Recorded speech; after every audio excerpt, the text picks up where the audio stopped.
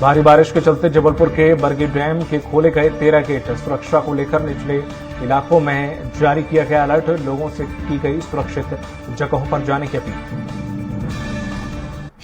वहीं जबलपुर समेत आसपास के जिलों में हो रही लगातार बारिश से बरगी बांध का जलस्तर बढ़ रहा है, जिसके चलते रानी अवती पाई लोधी साकर परियोजना अधिकारियों ने यहां पर बांध के 13 गेट खोल दिए हैं और डैम के गेट खुलते ही सैलानियों का तांता लग गया है। सैलानियों का कहना है कि पहले ऐसा नजारा कभी नहीं देखा। इंदौर के महू थाना क्षेत्र